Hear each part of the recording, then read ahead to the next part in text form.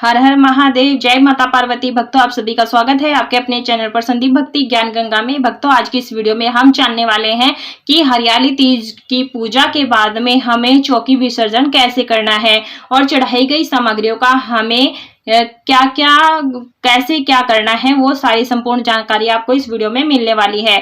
तो देखिए, जब आप पूजा कर लेते हैं, जब चौकी का विसर्जन कर लेते हैं, तो सबसे पहले आपने ताली बजानी होती है। उसके बाद में चौकी को हिलाना होता है। जो भोग प्रसाद होता है, जब दीपक शांत हो जाता है तब आप इसे हटा ले और इसे परिवार सहित वितरण कर दे और आप भी ग्रहण जरूर से कीजिएगा।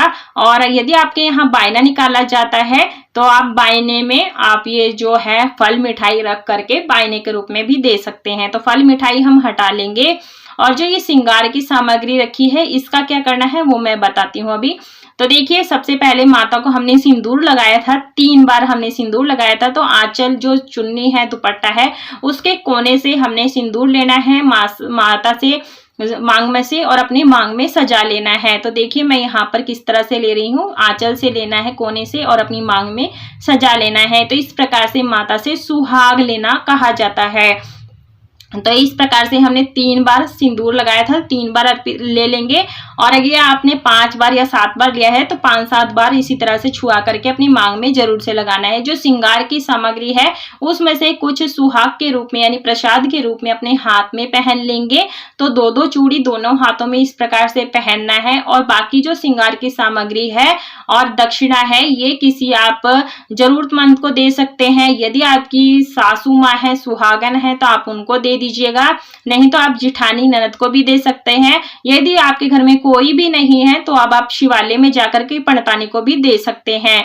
और देखिए, जो हमने दीपक लिया था, यदि आपकी मिट्टी का दीपक है तो आप उसका विसर्जन कर दीजिएगा। पीतल का है, धातु का है तो उसे धुल करके पूजा में यूज कर लीजिएगा।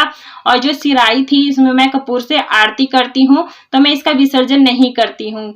तो मैं इसे अपने पास रख लूंगी। जो ये भोग में जल का लोटा रखा था, ये आप सूर्य देव को अर्घ्य दे देंगे। स्नान आदि कार्य जो कर लेंगे, उसके बाद जब पूजन कर लेंगे, बाद में आपने इस जल का लोटा को सूर्य देव को अर्घ्य देना है। तो इस तरह से ये जल का लोटा हम अलग से रख लेंगे। और जो ये फूल पत्तियों हैं, उनका क्या करना है वो देख लेते हैं।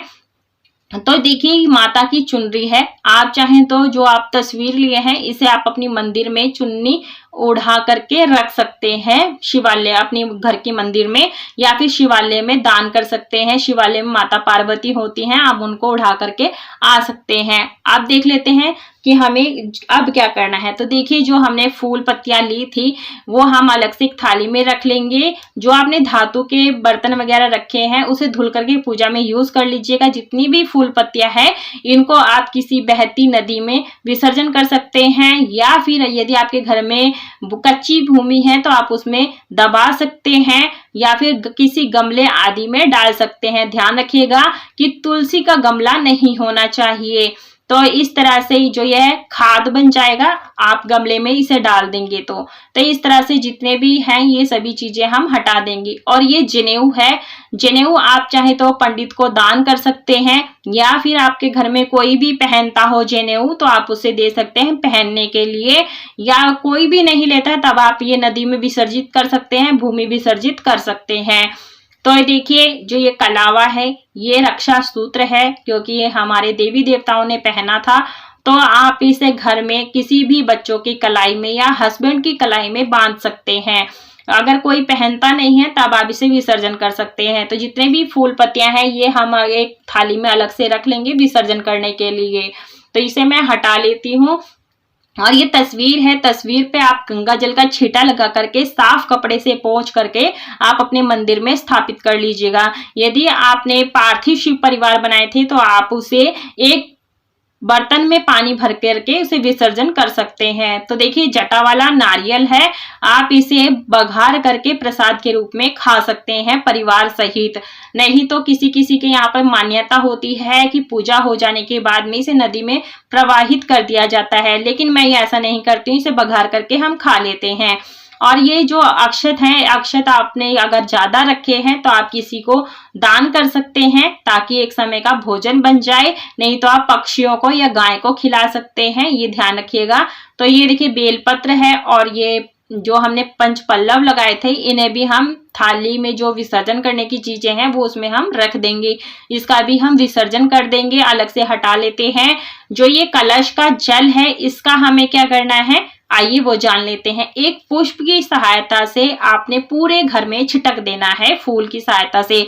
ध्यान रखिएगा बाथरूम और टॉयलेट को छोड़ करके बाकी सभी जगह छिटा मार दीजिएगा, क्योंकि ये प्रसाद रूप में हो जाता है। जो जल बच जाता है वो किसी गमले आदि में डाल दीजिएगा। और जो ये अक्षत हैं, ये जैसा कि मैंने आपको बताया, अगर ज्यादा चावल हैं तो आप किसी को दे सकते हैं खाने के लिए, नहीं तो आप गाय को या पशु पक्षी को खाने के लिए डाल सकते हैं, कबूतर को डाल सकते हैं खाने के लिए। अगर कोई भी नहीं मिलता है तो आप मछलियों को डाल दीजिएगा, मछली खा लेंगी। तो इस तरह से हम ये अक्षतों का बता दिया कि कहाँ पर क्या इस्तेमाल करना है। अब आइए जान लेते हैं हमें ये जो प्लेट में शिवलिंग है और गौरी मैया जो हमने मिट्टी से बनाई थी इनका क्या करना है। तो देखिए हम सबसे पहले चावल जितने भी अक्षत हैं वो हम इकट्ठा कर लेंगे एक प्लेट में। तो इस तरह से मैं ये अलग से रख लूंगी। तो आप चाहे तो दान दे दीजिए, चाहे इनको पक्षियों को खिला दीजिए।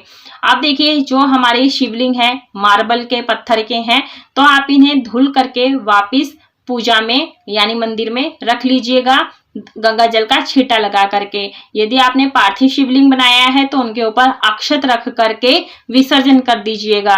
तो देखिए जो हमारी मंदिर की मूर्तियां होती हैं उनके ऊपर अक्षत रखकर विसर्जन नहीं किया जाता है। जो पार्थिव मूर्तियां हम बनाते हैं उनके ऊपर थोड़े से अक्षत रख करके फिर विसर्जन कर दिया जाता है। तो जो ये माता पार्वती जी थी तो मेरे पास धातु की नहीं थी, तो मैंने मिट्टी से निर्मित की थी। तो आप एक पतीले में पानी रख करके फूल डाल करके उसमें डाल सकते हैं, वो अपने आप मेल्ट हो जाएंगे, फिर गमले में डाल दीजिएगा। ये आसन है, यदि आपने नया आसन लिया है तो आप मंदिर में दान कर सकते हैं, नहीं तो धुल करके पूजा में यूज कर सकते हैं। चौकी पर जल का छींटा लगा करके और आप फिर से पूजा में यूज कर सकते हैं। तो इसी प्रकार से आपने हरियाली तीज की पूजा के बाद में चौकी का विसर्जन करना है, हटाना है। तो आई होप आपको यह चौकी विसर्जन की वीडियो पसंद आई होगी। वीडियो पसंद आई है तो वीडियो को लाइक शेयर सब्सक्राइब जरूर से कीजिएगा। कमेंट बॉक्स में जय माता पार्वती अवश्य लिखिएगा। राधे राधे।